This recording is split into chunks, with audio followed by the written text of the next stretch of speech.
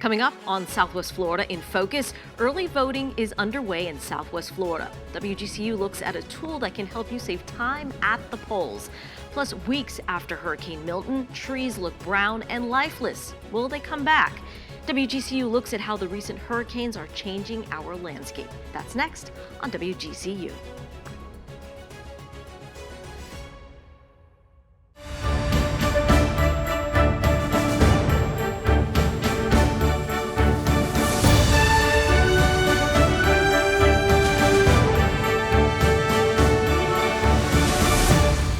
Coming up on Southwest Florida in Focus, voters are lining up to cast ballots. If you're voting early by mail or in person, we show you the research tool to save time at the polls.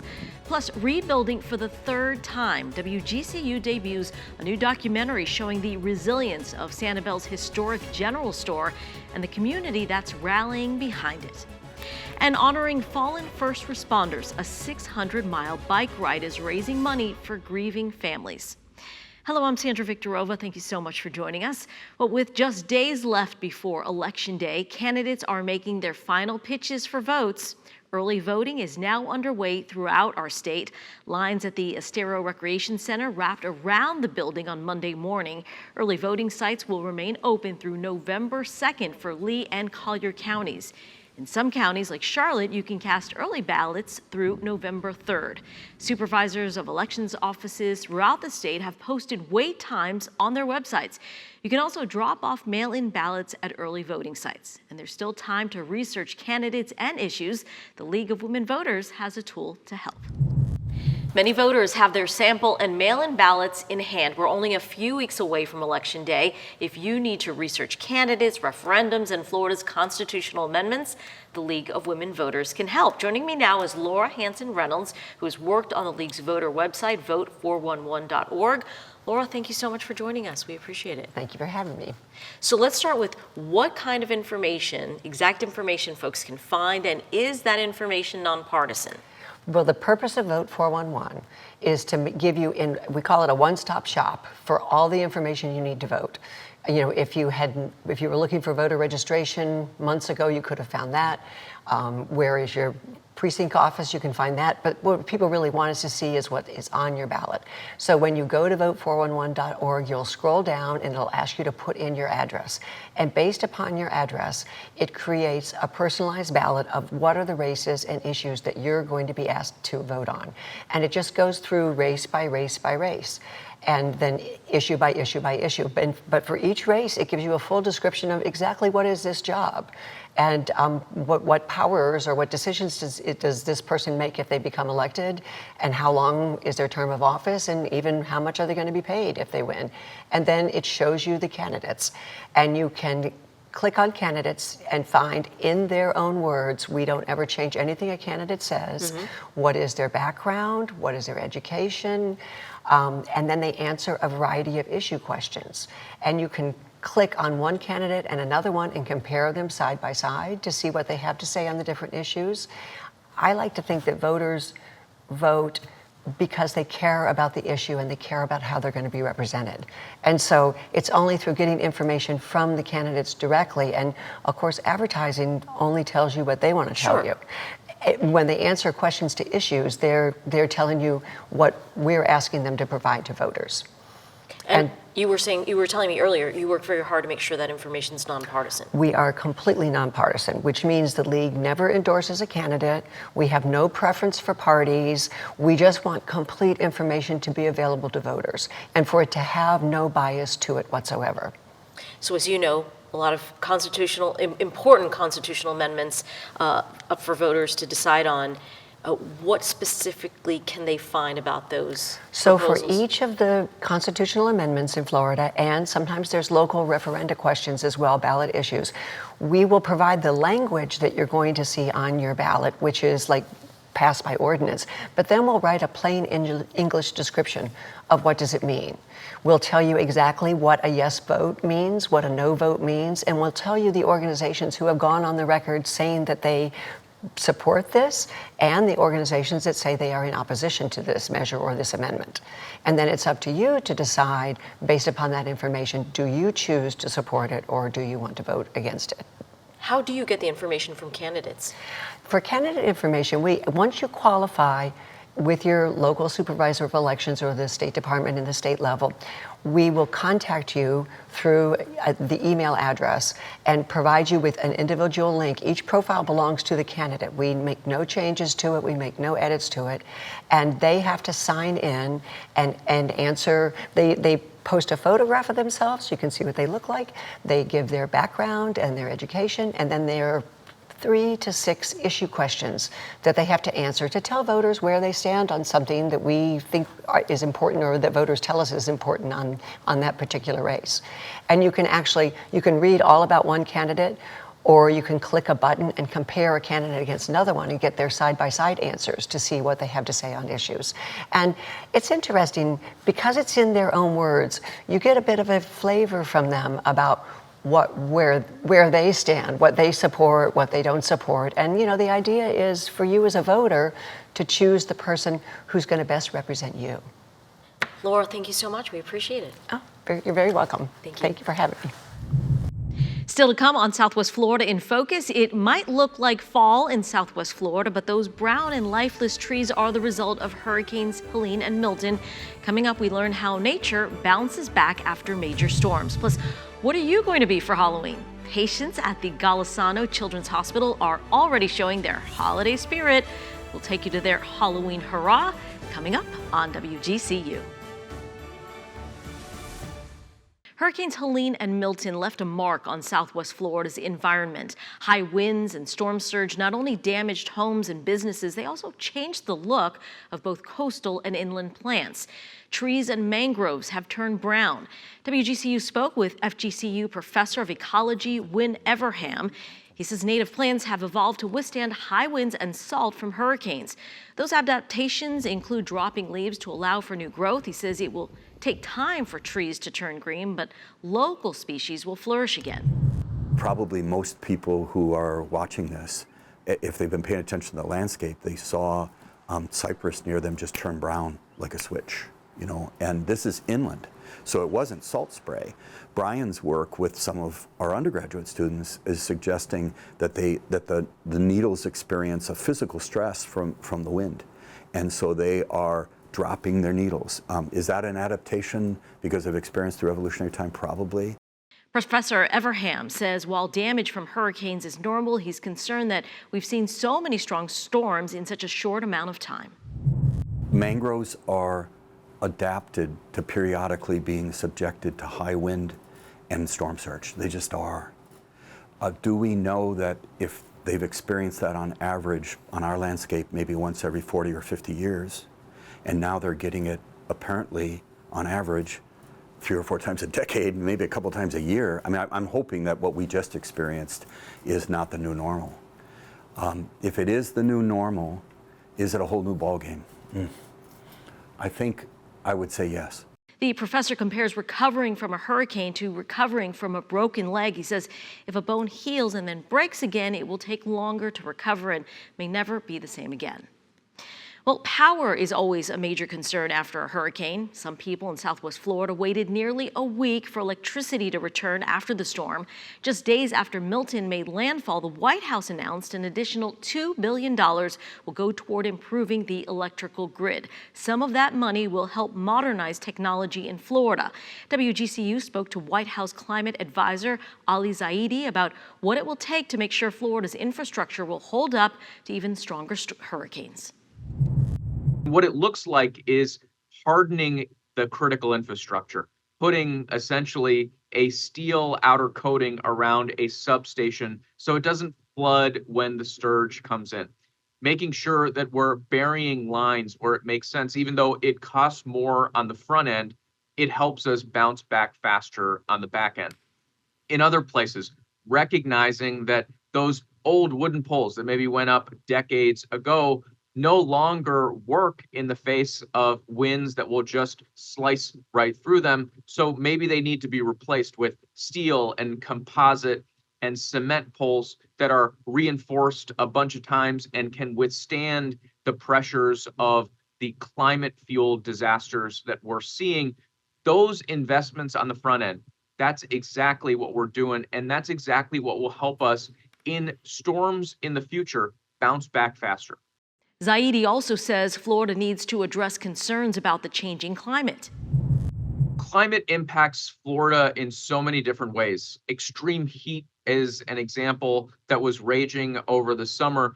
We have to build out cooling stations and access to places where seniors and others can show up if they don't have air conditioning in their homes. We've got to expand tree cover, make sure that our infrastructure doesn't melt away as the temperature gets hotter. In obviously hurricane season, the big thing is preparing not just for the storms and the wind, but also for the surge that comes with it, which is why building higher, recognizing that there's a whole bunch of science that's been done to understand the flows, the risks from hurricanes and flooding, and reflect that into building codes and standards that keep up with the climate science. That's absolutely essential. And we partnered with some of the local communities to do just that. But look, climate shows up in a bunch of different ways. We've got to bring the best science and invest on the front end and recognize that front end investment is what helps us go the distance. And by the way, it pays off $10 for every dollar that we put in.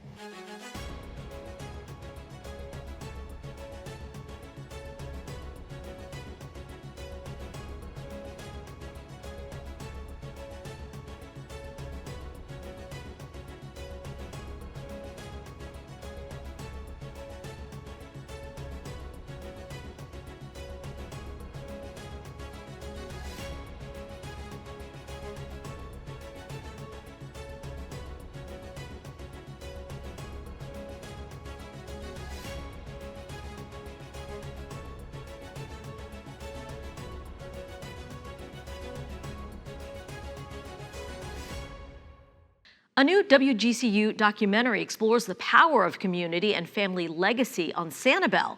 The barrier island is constantly threatened by storms. Sanibel Island Store highlights the resiliency of islanders and Bailey's General Store as the family business rebuilds for the third time. It is a fragile existence that we live here on Sanibel in the state of Florida. We're a peninsula in the Gulf of Mexico. We're very vulnerable to the weather. We're very vulnerable to rising tides. Our biggest threat to our community and our way of life is the development of Florida. In 2022, Hurricane Ian devastated Sanibel Island, Florida, the worst storm in a century. When it hit, it just tore hell out of everything. Bailey's General Store, an island cornerstone since 1899, was a victim of the unprecedented surge. Everything was upended. I knew that this would be a really long road. When that store came down, it was an emotional moment for the entire island. It allowed us a chance to mourn. The General Store represents a legacy of resilience on Sanibel, where the community has fought to preserve their island and their way of life. We're stubborn as hell, and there's a lot of us in this community that are very determined. But in order to not go through this again, we have to change some things. Sanibel Island Store traces the journey of a family, a business, and an island determined to rebuild and thrive. Joining me is WGCU senior producer and writer Janine Zeitlin. She's the producer and narrator of Sanibel Island Store. Janine, congratulations. Thank you. Thank you so much. Thanks for joining us. Yeah, absolutely. So you chronicle this resilient spirit of people on the island through the Bailey family and this General Store. Why this particular family? Well, I think if you have ever visited Sanibel Island, you'll see Bailey's General Store, you'll see Bailey Beach Park, there's Bailey Matthews Shell Museum. So I was really curious about this particular family, but also why this particular family has stayed for so many generations, what has made them stay on the island, and how they have adapted through various generations. So they are rebuilding for the third time, and this is such an important store for many reasons, which you'll share with us, but they're rebuilding for the third time after Ian. Are there lessons to be learned through this rebuilding process for all of us? Absolutely. I think, they looked at the situation and they looked at the extreme weather that is continuing to hit the island, and they said, we need to adapt. We can't stay the same if we want to stay on this island. We need to adapt. And they're not the only family who've been there for such a long time and have said, we're staying, right? Absolutely. There are several families, several people on the island who have been there for generations, since the early 19th century and even beforehand. So it's really amazing to see the generational love for Sanibel Island. It really is a special place. Is there something that you learned through this process? Because I was really surprised to see what a huge impact these hurricanes have had on this island and on the people. Absolutely. I think just acknowledging that weather and Mother Nature are really part of life on a barrier island, and learning how weather changes the island and how the island changes because of the weather. I think just seeing how resilient you have to be to live on a barrier island and commit to living on a barrier island. What was the toughest part of this project for you? There's so much history, incredible history. It's such a deep and rich history. Choosing the people to write about and to interview. I mean, there's so many great characters on Sanibel. There's so many great stories on Sanibel. So just limiting that, limiting our film to just a handful was a challenge. Since we have you here, sneak peek upcoming projects that you can share? We are all about documenting the hurricane and the impact, Hurricane Ian, and the impacts of Hurricane Ian on our community. And this particular season, this past storm season, has really been a doozy, a really hard one for us. So we have people who have been hit by Ian, and we're now hit again by even Debbie and Helene and Milton. So we're looking at how you rebuild in this kind of environment. We thank you for your reporting, and congratulations. Thank you. Thank you.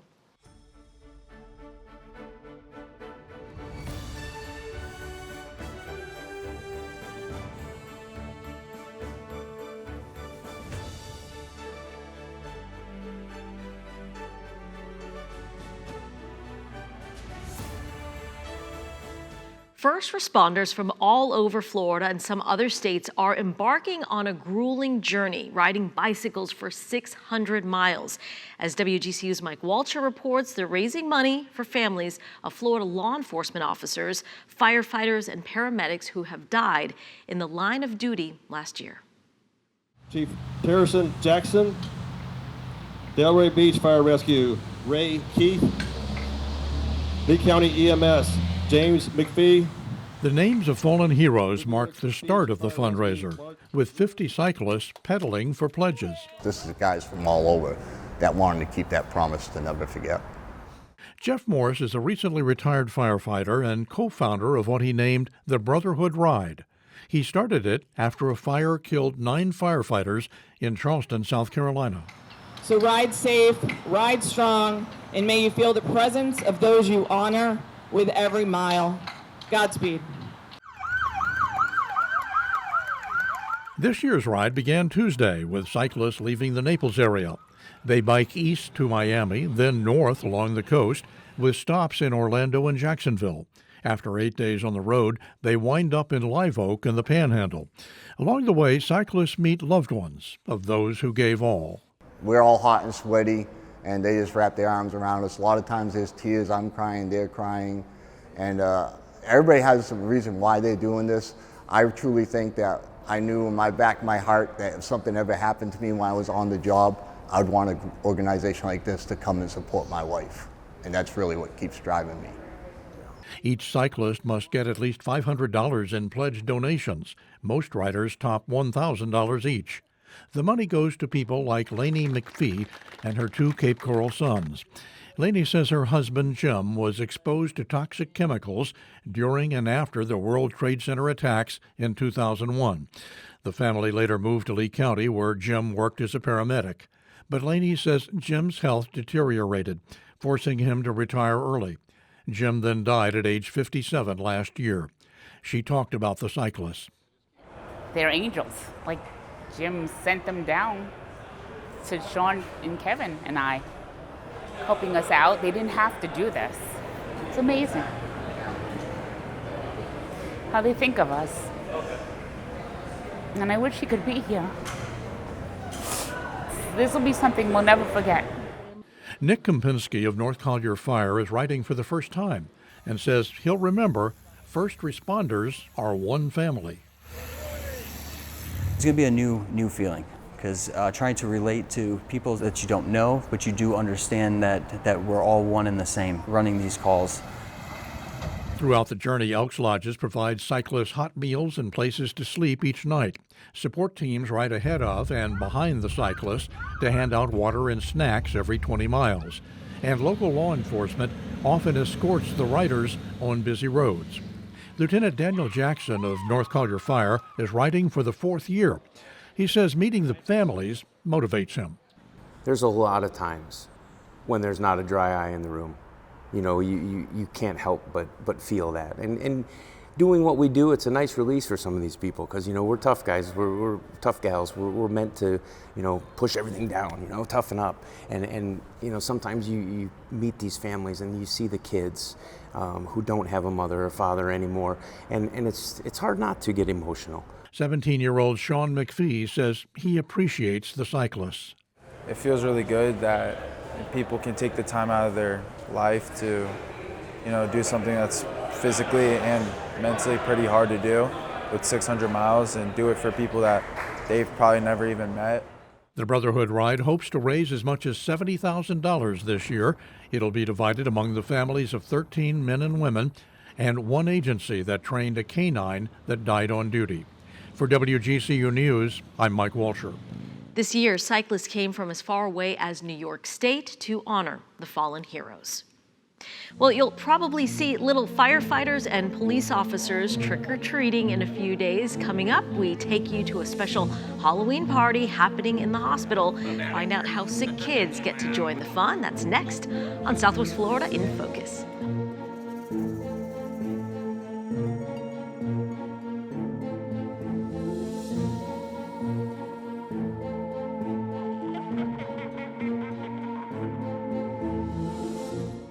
Going to the hospital is hard for anyone, but being sick as a kid can be really scary. That's why a group of volunteers got a jump start on Halloween, bringing some scary joy to some special patients at Southwest Florida's Children's Hospital. We are here with our Halloween celebration, celebrating over 20 years of partnership with Spirit Halloween. Every year we partner with local stores, and the donations that customers make at the stores go directly to Golisano Children's Hospital, to the Child Life Program. The program exists to help kids get through their treatment. And today we're here with the staff from Spirit of Halloween, handing out costumes, painting faces, playing games. You have a really important job. Thanks for your service. Just face painting and helping with the kids with little crafts and just making it a fun experience for them. You know, being a character, helping them pick out costumes, whatever, you know, gets them out of their hospital beds for a few hours and down here doing something fun. I was a very sick kid growing up. I have been in the hospital for pretty much every Christmas, New Year's, Valentine's Day, Easter, birthday, any sort of special event. I had to spend it in the hospital at some point. And Halloween is one I vividly remember because of Spirit, and I got to participate in the Spirit of Children program when I was a sick kid in the hospital around the Halloween time. And it's very full circle for me to be here today, working with Spirit and getting to provide this experience for the kids that I was one of those kids a long time ago. Hi, you shopping? Gonna find something good? The neat thing is the program is funded entirely by donations. So the donations made at these local stores make a difference. Since 2007, it's raised over $441,000 for Child Life. We're here to have some fun. This is what it's all about, to make hospitals less scary for kids. Being a purveyor of Halloween is so much fun in and of itself, but this is really the most special thing about it. You're welcome. And we love to see those happy trick-or-treaters.